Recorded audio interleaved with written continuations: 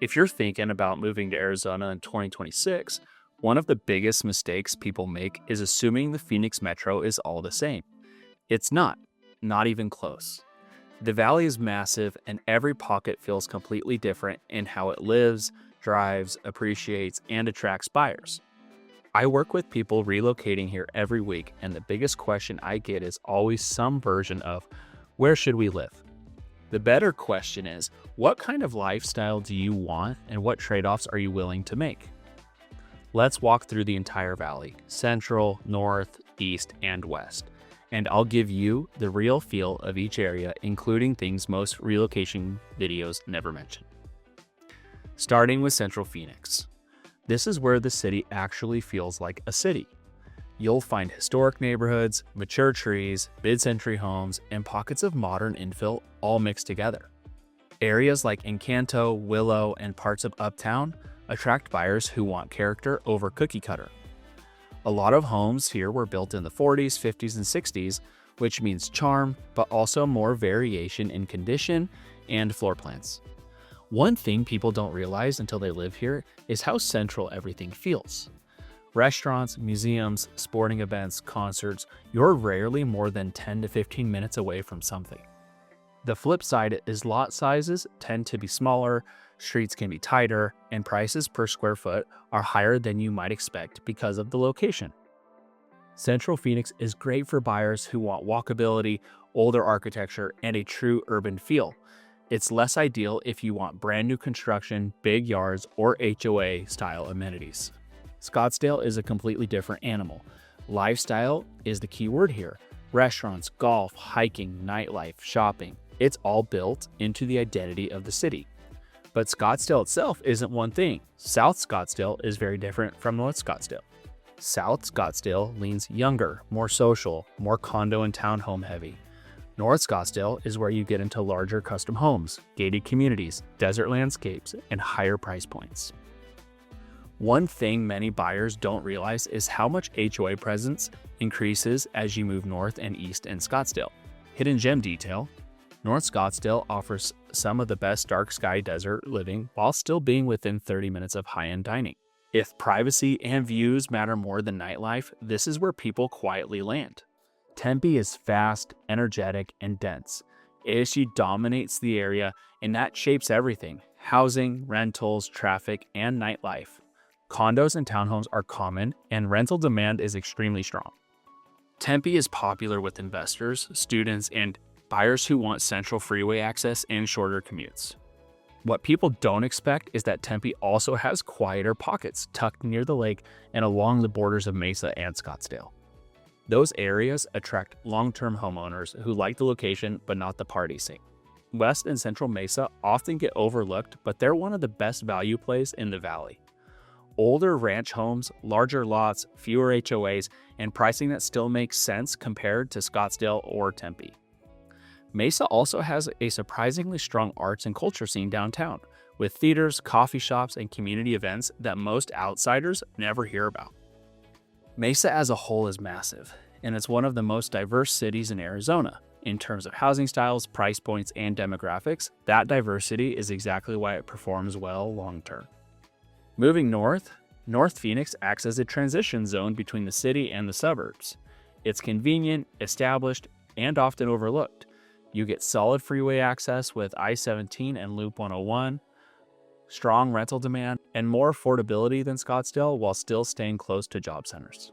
North Scottsdale shifts the conversation to luxury. Larger lots, desert estates, golf communities, and custom homes dominate.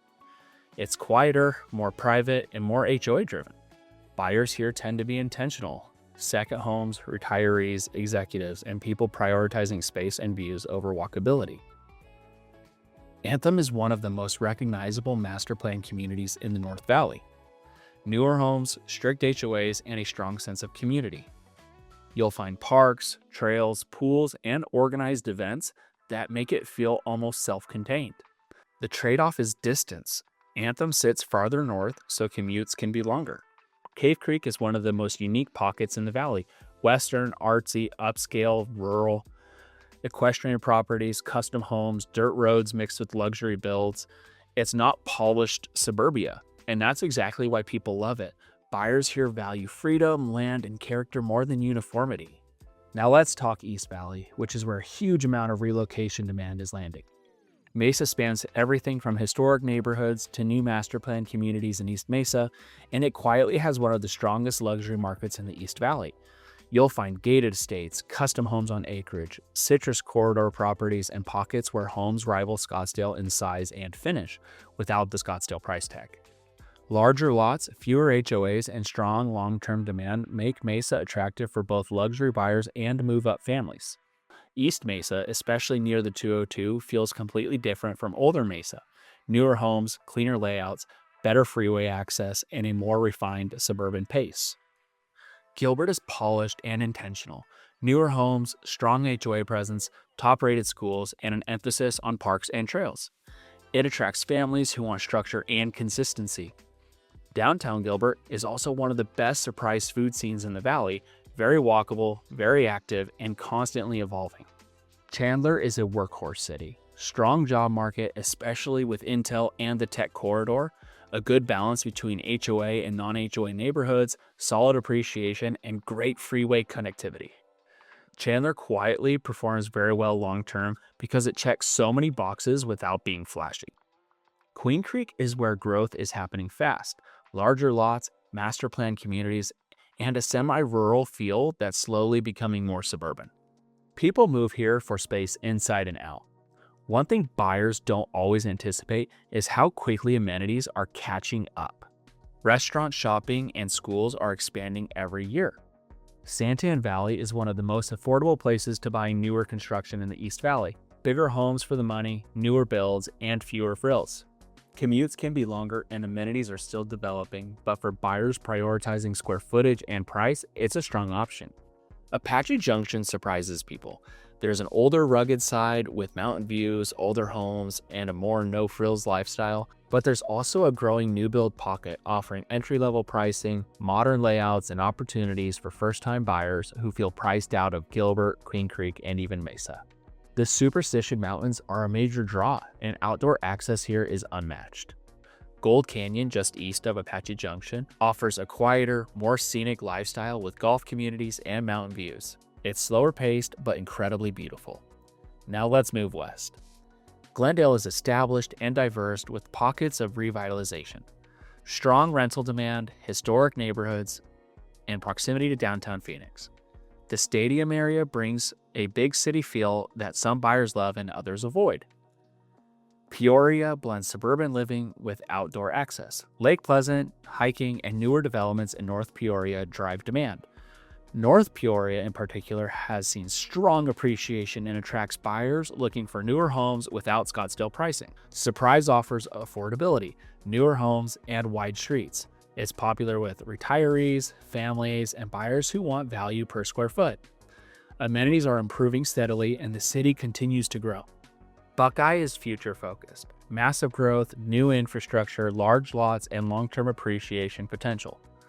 Commutes are longer and amenities are still catching up, but buyers who think long-term see Buckeye as a strategic play rather than a lifestyle destination, at least for now.